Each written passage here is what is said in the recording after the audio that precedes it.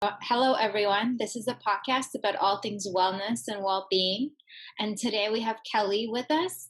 She's a Reiki practitioner and a practicer of different kinds of modalities to open up the heart and really connect with ourselves and start to listen to who we are and what we need to do for ourselves. Kelly, thank you so much for being here. Yeah, thanks for having me. Privilege and honor. So let's start with just your background and how you got into the kinds of practices that you offer right now. Yeah, it's always an interesting question where you would think I would have precise answer to answer, but every time I was just like, where do we start? I'd say the really conscious journey embarking on this began in 2012, where I had just been through a huge weight loss journey. I've been getting into meditation and yoga. I was finding myself into amazing teachers like Neville Goddard and Dr. Wayne Dyer, starting to get more into the law of attraction, the way energy works, power of our intention and our focus. And so I found myself meditating a lot, spending a lot of time just in the sunshine, raising my vibration, focusing on what I wanted. And I received this, my first clairaudient download, very clearly that said, look up healing modalities. You are a healer. And I was like, what the heck was that? I was a little scared. This is, when these clairs are, these different city superpowers can start to come online, it could be a little jolting. It's like it's not our norm until it's our norm. And so I listened and I Googled healing modalities and I came across Reiki. And then 2 days later, I very auspiciously came across my first teacher in a Barnes and Noble. And that began the journey of receiving Reiki.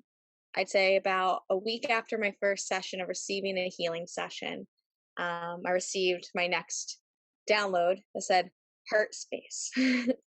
And immediately I knew that this was one, I was an entrepreneur by nature. So it's always the how can I present in the world and do the things. And so I got heart space and said, oh, okay, heart space is going to be the thing. And I learned as I continued on my healing journey that it wasn't just a name, it wasn't just a way to present myself, or the heart space isn't just what we need to open, it's a way of living. And so it really started this journey of listening to the heart, following my intuition. I find that those are tomato,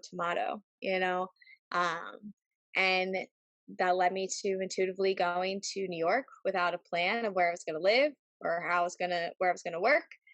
And things just continue to unfold as I continue to just take the next breadcrumb. And here we are, 8 years later, practice after practice, layer after layer. Yeah, that's a very nice story. So, what are some of the practices that you hold dear to yourself and practice for yourself?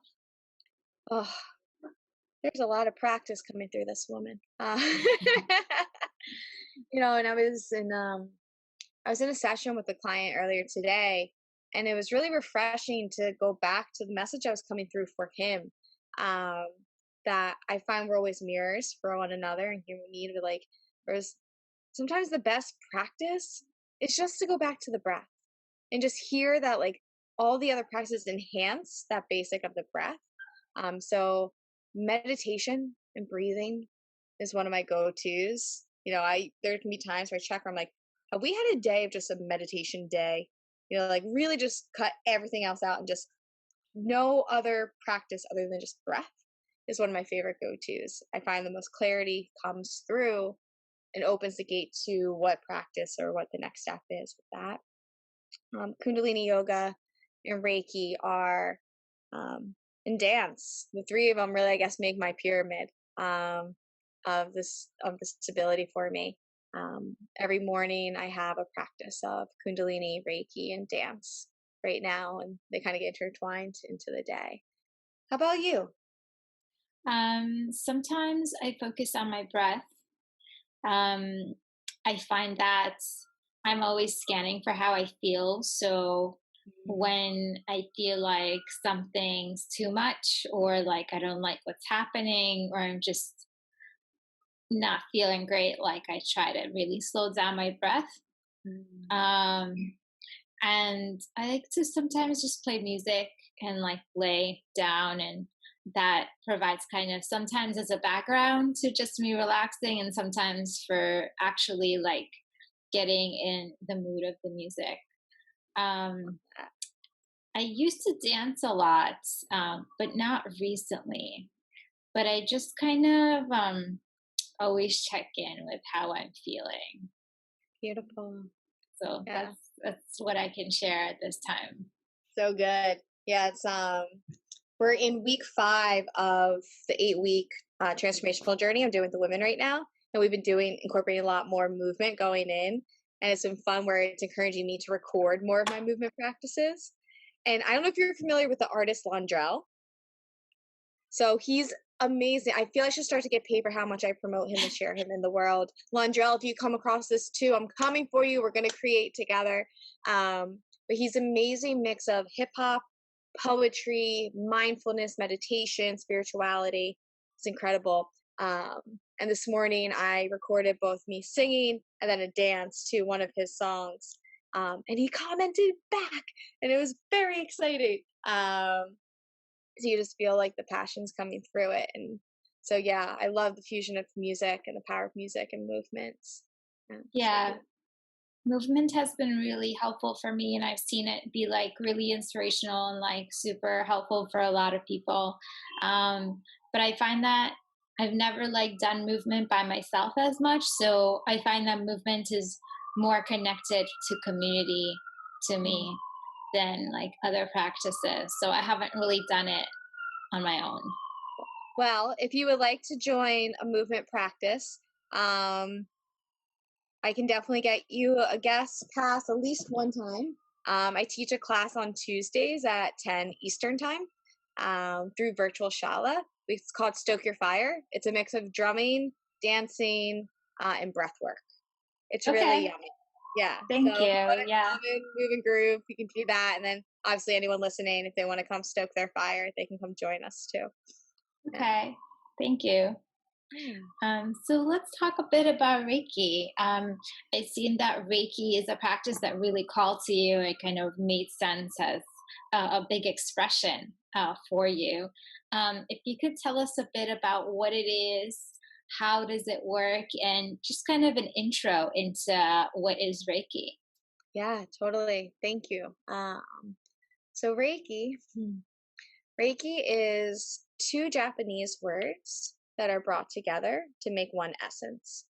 We have Rei, REI, which means universal life force. And then we have Ki, KI, which is energy, prana, chi, whatever you want to call it. And so when we bring Rei and Ki together, we get the universal life force energy. And so when we're working with Reiki, as a practitioner, we open ourselves up to channel the universal life force energy. And whatever we place our focus upon, we're then allowing that energy to use us as a vessel to be poured upon the area of focus. And this universal life force energy is all knowing, it's omnipresent, it's pure unconditional love and light. And so when we're working with it, it knows exactly what it needs to do to help restore balance to mind, body, and spirit. And so it's able to support us in physical healing, in mental. It's fantastic for helping shift mindset, letting go of a busy, chattery mind, just kind of bring us back to tranquility. And it's also amazing for releasing stagnant energy and emotions. Emotions are energy emotion. So if they're stagnant, this can help to release them and get the energy moving again. So as a result, it helps to raise our frequency because we have this higher universal life force energy moving through us, this kundalini energy, the prana. And so we're able to see life a bit more. Oh, a blue jay just came and perched up on the window here. And it's a really powerful, one of my favorite animal totems, meaning like focus, the vision, like the dream. So it's beautiful. It's coming in right at this time. Sorry, medicine, now it flew away. medicine woman. I can't not mention it. They were like, name it. So when we're working with it, when we're at a higher vibration, life can just look different. I like to call it living in high definition. The colors can seem more vibrant. We're able to just be attracted to more of the beauty and be more in tune with our higher self, a higher version of ourselves that's just more connected to the universe, unity with all that is, and more of a positive energy. So the way it works, um, it always looks very anticlimactic when people ask me, like, what is it that you're doing during a session? I'm like, you really want to know? They're like, yeah, I really want to know. And I'm like, okay, here it is. And for those who are listening audio, I'm just holding my palms up. Um, Mind you, there are times that there's an intuitive guidance of doing some extractions, and over these 8 years now, 9, 8 years, um, my practice has evolved just like we all continue to evolve on our journey. So there's other techniques and visions of things coming through, and I'll incorporate. But for the most part, it's just being a vessel to let the energy do what it needs to do to help us elevate into a higher state. Yeah, I'm sure that must be a really amazing practice for yourself as well. Just kind Yeah. of the state of being not only letting go, but kind of like so accepting that you're kind of taking in whatever is available around you and then sharing it. So many things happening at once there. Yeah, it's such a gift that we all have available to us. That's one of my favorite things. When I really started to take on the teacher, hat, when I'm wearing that, it's like we can all do it. I love, if someone feels called to receive a session and do that, like, please, by all means, I would love to serve. And you can do it too. And you can, give yourself this gift every day, multiple times a day, and really become your own best healer as well.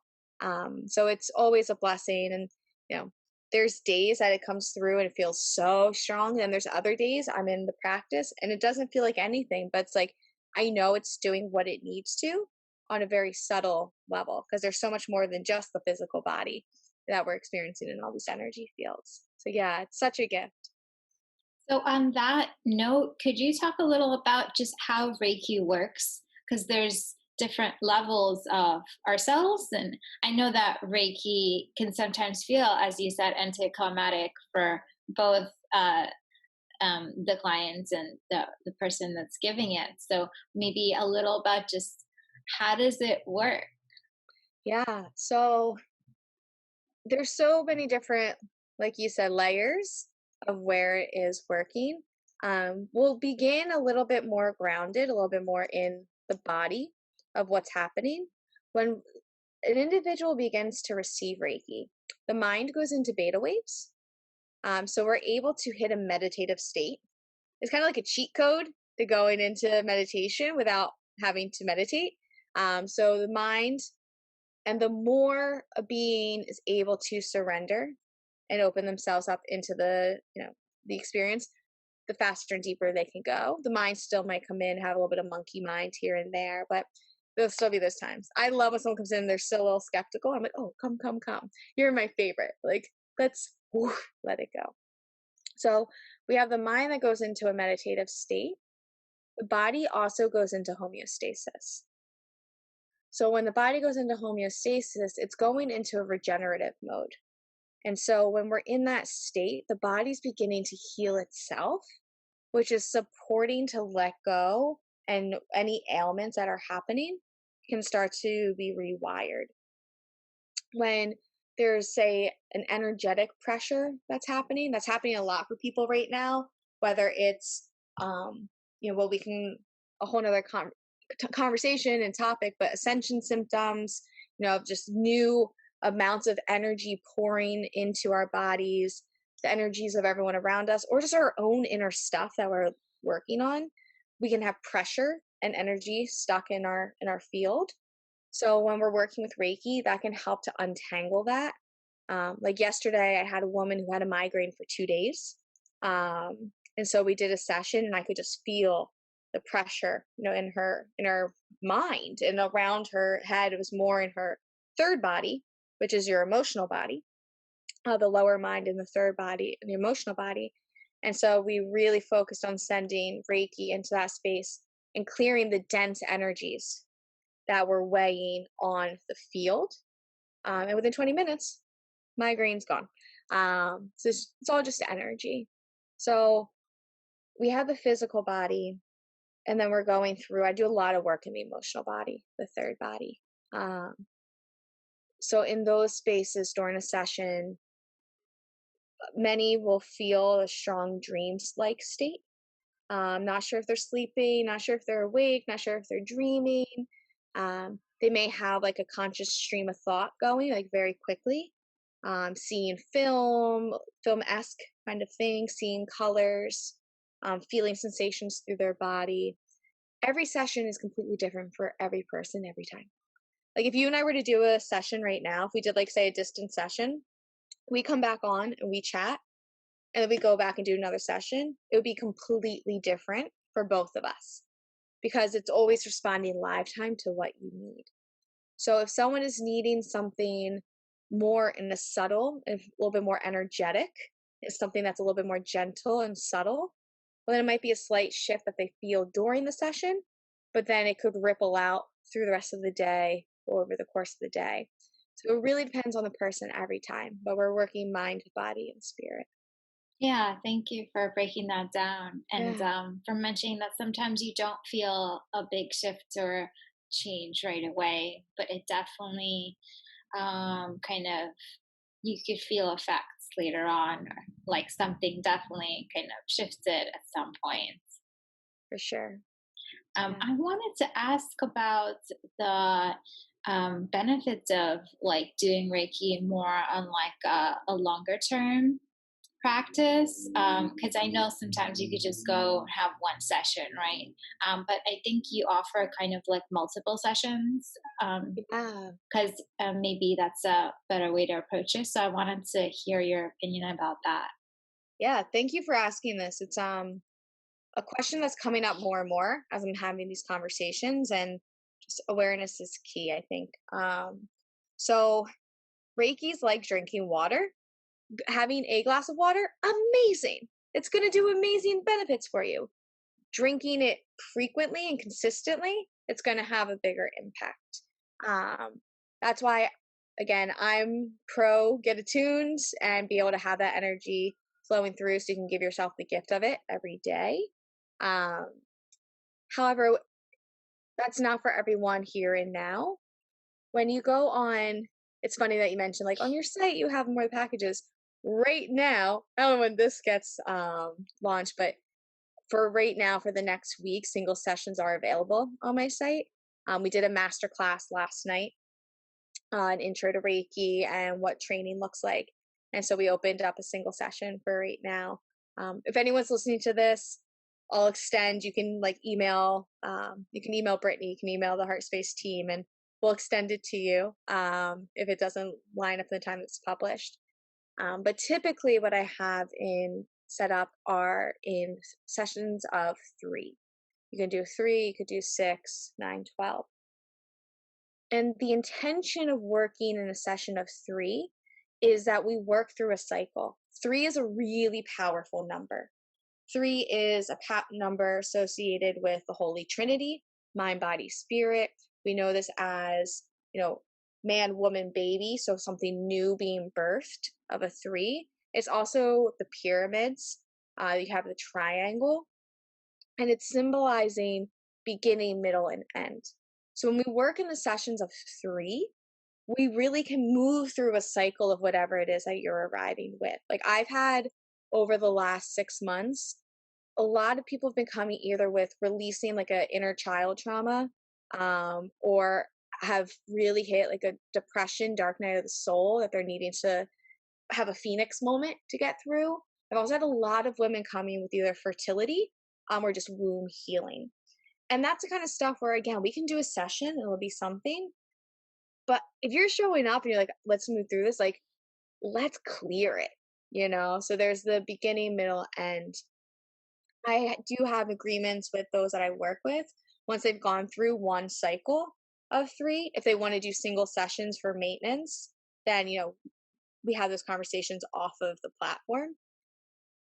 But my recommendation to anyone, if they feel called to give themselves the gift of working with Reiki and simply being a recipient, whether it's with me or with somebody else, even if they don't tell you, this, and they're just like, yeah, come whenever you want, I would recommend doing set 3 sessions and mapping that out if you need to. If it's someone you're working with and you can't afford in this time right now, they don't have a sliding scale or something, of doing like 3 60-minute sessions, see if they'll work with you for like 3 30-minute sessions. Find a way and make, some kind of agreement. We're all working with spirit. There should, if you find yourself going to someone, my prayer is that they'll find a way to make it work with you. But my recommendation would be to begin with a series of 3 minimum and then take it from there. Thanks for that Yeah, question. of course. I'm glad you explained that as well. I think that makes a lot of sense because there's so many modalities, and maybe you want to try something, but there's also confusion around like how does it work, like what's the best way to approach it, and will it actually like do something for me, or am I just kind of like hopping around? um so I think Reiki can be very powerful and like is, and I think the 3 sessions kind of make sense in the transformative kind of looking into whatever you're looking to work with, to like Totally. create some kind of transformation through that. That's a really nice way to look into it, because nothing really will like trip. I mean, things will shift, but I think if you're really working with someone, you want to like help transform whatever's happening in you in the Yeah. longer term, right? Yeah. Yeah. And, it's, again, and I'm not discrediting, like, as we have this conversation, I think of individuals along the path I've had like a single session with, and it's always powerful. I'm not discrediting the power of a single session to anybody. Like, do what you can, get your dose of whatever feels right. But especially right now, the times that we're in as we're gearing up for 2021 and the energy shifts, like, we're not like everything must go sail, like this is such a potent, fertile time, especially as we're in October and we're going into more like the time to curl in and be like in a little bit more of the hibernating the hermit mode to really like clear house. This is a really beautiful time to just see what have we been holding on to that's time to go. And this is a nice way to do it with a little bit more ease and grace. Like, Mhm. I've done so many different modalities and play in them all, and everyone has their own field, and their own special sauce of what works for them. I just know that out of all of many of the medicines out there, this is one of the most gentle in my personal experience.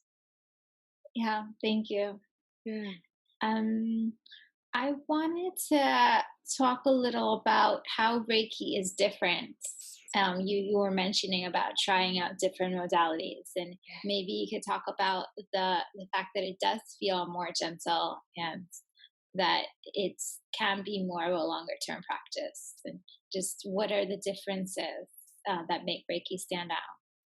Yeah. So, I mean, one of them I find is that it's accessible to everybody. It's something that we can all facilitate. It's something that, I mean, I'm beginning to work with kids and attuning kids. This is something that is so innate in all of us. So it's simply connecting us back to our direct. Let's go to source. So it's beautiful in the way of it's very accessible. It's so easy to just, when you're attuned, just something happens, just rub your hands and just sit with it. You don't have to go to ceremony. You don't have, it's accessible to you in your training and everywhere all the time. And similar to all the medicines, when we're working with spirit, spirit always knows what's best for the highest, greatest good. You know, with Reiki, it's pure love and light magic. You can't do harm with Reiki. That's I've had a good amount of level 2 students where you can just tell their heart is so pure, where they're like, I'm scared to practice on anybody. And I'm like, okay, cool. Why? Like honored. Whatever you're feeling is what you're feeling. That's cool. Like, I don't want to mess anything up. Like, I'm going into their energy field, and I'm just like, you're good, girl. In this case, I work with men too, but in this case, they were all women who were having this phobia. And I was like, remember, Reiki is pure unconditional love and light. We can do no harm with Reiki, and it's always working for the outcome of the highest, greatest good.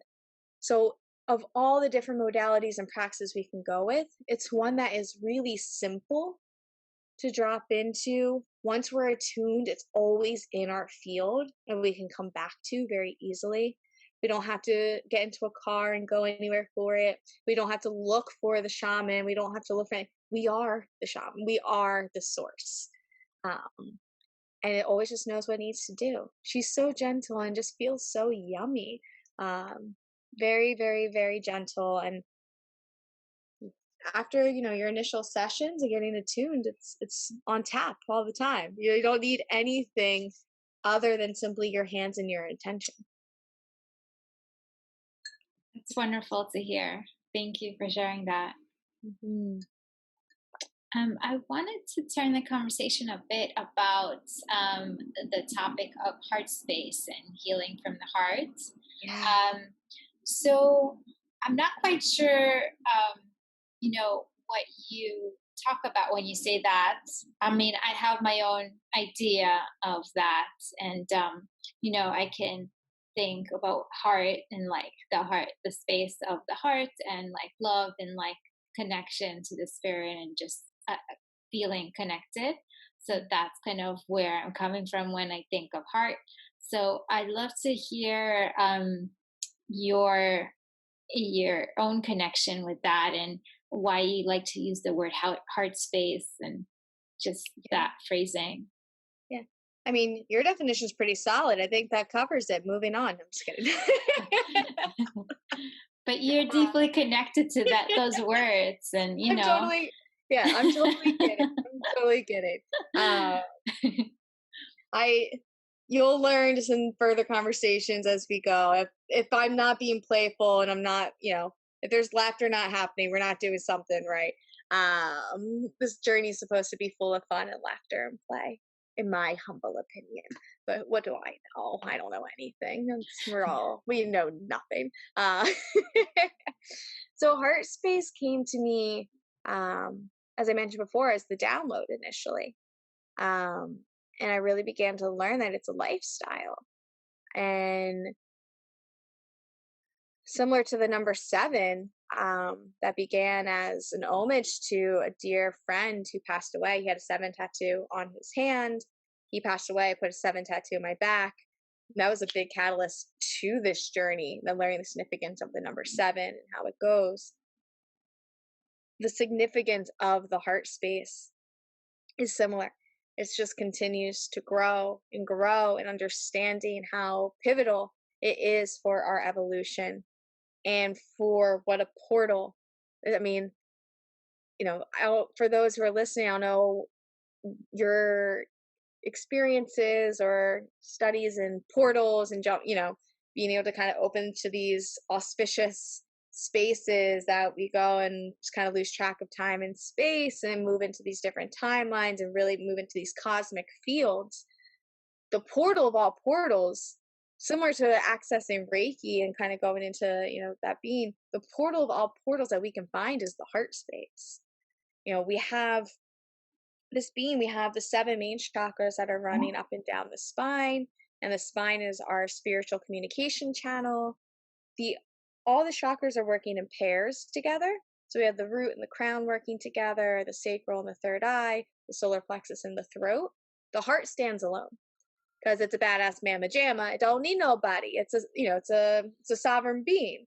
But it's also standing by itself because it is the connector, it's the bridge to the lower chakras, which are more associated with the physical realm, the body. and the uppers, which are more connected with spirit and, the upper realms. So the heart is our bridge, the connector of being heaven on earth. So as we're connecting into the heart, we're able to really say, oh, this opens. And as you were saying, really allows us to connect with spirit, connect with all that is, connect with one another and being in this space. It's this access point to being with our head in the clouds and our feet on the ground, connected to everything seen and unseen. And it's our best inner compass, as we listen into the heart. It's so wise.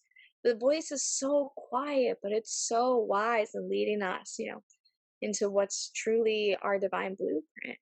And I learned, I think it was like, I don't know, I think it was like 2 or 3 years into my Reiki practice. I don't know how this got passed. But the chakras in our hands are directly connected to the heart chakra.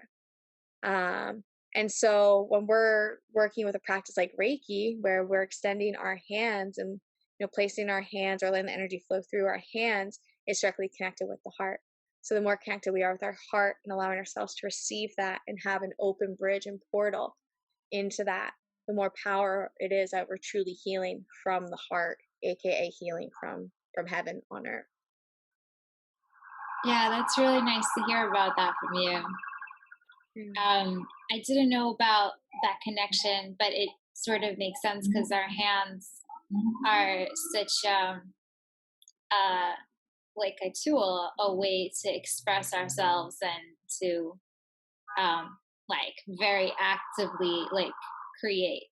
Right? They're like these creation machines. And I think when we're working with energy, of course, through our hands would be one of the best ways to do that. It's like, all those cartoons where you have those fighter people, like in the Asian cartoons, they have like those beams of light coming through their hands. Yes, it's exactly like that. You're like Reiki needs a new branding, a little bit like that, but instead of like an Asian fighter person, it would be like a woman, blonde hair, blue-eyed woman. Yeah, in a big dress. I'm into it. I have a couple of amazing creative friends in graphic design. We're on it. You'll be the first person to receive. Yeah. So could you share some practices that really speak to the kind of lifestyle that you're talking about, where you're really paying attention to your intuition, as I would kind of say is connected to that voice that you were talking about? So a lifestyle that is really focused on um, listening to and building the intuition and heart connection. Yeah. Whew, that's a big question. So many ways, and I feel the question is so simple yet complex. In our everyone's inner compass and guidance system has its own roadmap. We're all heading to the same place, but everyone's map and guidance is going to be different. So in questions like this, I'm happy to share some of my own practices, and for you and anyone who listens, take what resonates and leave the rest. But there's always a slight resistance in myself to share anything where it's just like, ask yourself, where it's like, you got this, like you have answers. So that's one of the practices that I tune into, and I really empower those that I work with, is to drop in and ask yourself, what do I need? What do I need right now? What do I want?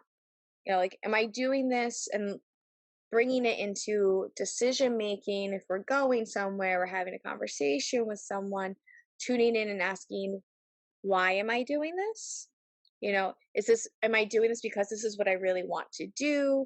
And not being afraid of the answer. Like, if it become like, there's times still to this day where I stop and it's like, why am I about to go do this? It's coming from a place of fear that I'm not going to be liked, or I'm going to lose a friend if I say no to going to this, or I'm going out of this wanting to people please, or, and like really getting real with myself to then tune in and say, is this for my highest, greatest good? Is this truly what I want right now? Dialing in, connecting to my heart, connecting into that communication line with my highest self, with my guides, my angels, that's available to all of us, and really getting clear of where are we going? Is this best for me? And honoring the sacred yes. If it's a yes, giving the yes and enjoying it, and really honoring the sacred no. If it's a no, let it be a no and trust that. Has been a huge practice for me. Just being clear, dialing in and asking, and being okay with the answer. Trusting that like nothing's gonna be lost in saying no to something that's not truly coming from a place of your alignment and your desires. And when we follow that yes, there's so much to gain, even if it doesn't make sense logically. If there's that pull from the heart, there's a sense of excitement, but it's also grounded. Like there's a very big difference of us just being like, this is amazing, and like jumping off into something, really I feel an excitement, and I've grounded and I've tuned in. I'm still hearing a strong yes. Yes. But this doesn't make sense. It doesn't matter. It will in time. Yes. Go. And taking those leaps of love, just taking a leap in love, and moving in that has been really big, in serving, for sure. And prayer is really big for me. I am so in love with prayer. um, and every day praying for clarity and just showing me how can I serve spirit, use me for what it is that I'm here to do, bring me to the places I need to be, the people I need to talk to, have the conversation need to be had. Use me as a vessel for what it is that you want to have come through. Thank you for the opportunities. Thank you for the this and that. And in prayer, saying it from a state of it already being fulfilled. And then, of course, praying for others, holding it in my highest vision, is another really big one. Throw some Reiki on all those prayers and manifestation practices. But those are two really simple practices that I feel called to share in following and just trusting ourselves. Thank you. Yeah. In your prayers, how would you phrase the statements? Yeah. So it varies, but I really enjoy, great spirit, universe, all knowing, what, goddess, whatever is coming through in that moment. I like to state my name. There's one Indigenous elder I study under, Auntie Ivy, and she gave me like a prayer cheat code one day, where it can be really powerful for us to state our name, and our parents and our grandparents. So that would be like me saying, all knowing beings of the highest power. This is Kelly Keefe, daughter of Greg and Karen Keefe, granddaughter of Kitty and James Keefe, Doris and Walter Grip. I come here in prayer. I come in asking for clarity, for intention. I'm here asking for, blessings of, et cetera, et cetera, et cetera. And what that's doing is, I loved her definition where she's like, if you think about it, when we pray, we're sending it up, right? And there's so much power in calling in and invoking and praying to the archangels and to like Yeshua, Jesus, and like Buddha and all these people. And please do. It's amazing. But as Auntie Ivy was sharing, she's like, listen, a lot of people are calling on them. They're busy. But if you can like dial into your ancestors, like your family, your lineage, who know what's up and they can definitely have your back, not many people are calling on them right now. So they can give even more attention and focus. So you can think of it when you declare that, and if you call in your ancestors who are in the light, and I want to specify this, your guides and your ancestors who are fully in the light, who are in alignment with your highest, greatest good at this time. These higher realms, they really like, they'll be specific. They don't like to mess with our free will. So ask, you shall receive. So we can dial into that. It's like they're all just kind of like hanging out, like up in like the all-knowing space. And they're like, hey, so and so, your great great great granddaughter just put a request up, and it's your lineage. Do you want to come get this? And they're like, I'm not doing anything else. I got this. What are they up to? Like, so there's a nice way to narrow it down and really work and connect with our ancestors and our lineage in that way. So it's one route of playing in prayer. So thank you to Auntie Ivy in the New Zealand for that. Really, really special soul. And then other times I just state it as a thank you. Like I'll look at, let's see, I have one prayer on a post-it that I have right over here. I like to put post-its all around my house. So just as I walk by, I'm in constant prayer. I have my altars around and I have constant prayer around. So this one says, thank you, great universe, for leading me to the soul clients and opportunities that are in alignment with the highest, greatest good and my truest soul contracts. Thank you. So it's always being a lighthouse. The prayer I look at as a lighthouse of, I'm simply in the light. I'm acknowledging the blessings that spirit is always providing. And I'm just saying my thank yous. Thank you, thank you, thank you. And when it comes to a time of feeling a need, feeling that fog, feeling that clarity, that's when I really go in and name, hey, this is what's up. I'm calling in the squad. I need some help, and providing offerings. Putting out water, putting out food, making some offerings out to the trees outside, giving, so we know we can continue to receive. That sounds really wonderful. Thank you for sharing that. It's a really nice personal practice. And I love that you kind of surround yourself with the kinds of messages that you really want to be focused on. Because it's like you're always focusing yourself. And I was speaking to someone earlier and they were saying, the mind is a very powerful tool, but often we don't focus it. So it's very good to have like little uh little ways to focus it and to stay on whatever track we want to like stay on energetically. I'm not talking about like specific like goals or anything, but just general energetic like mood being. Oh, totally. Yeah, the frequency, it's energy flows where our attention goes. And Exactly. there's the fate frequency, where we're just kind of living without intention and flowing. And then there's the destiny frequency, where we say, hey, I'm in my core. This is the frequency I know that I want to show up in the world at. This is where I can pierce the veil and make an impact. And that's where I'm going. That's the new world. Yeah. One last question. I wanted to ask what is currently inspiring you? Yeah. There's so many things. That's a pause. It's like, that's a weird space to pause, but I'm just such a passionate person with so much flowing through me right now. 555. Ha ha ha. So I'm really inspired. I'm starting to work with kids more and more. As I mentioned, I'm teaching a workshop next week that's activating your Reiki superpowers for kids.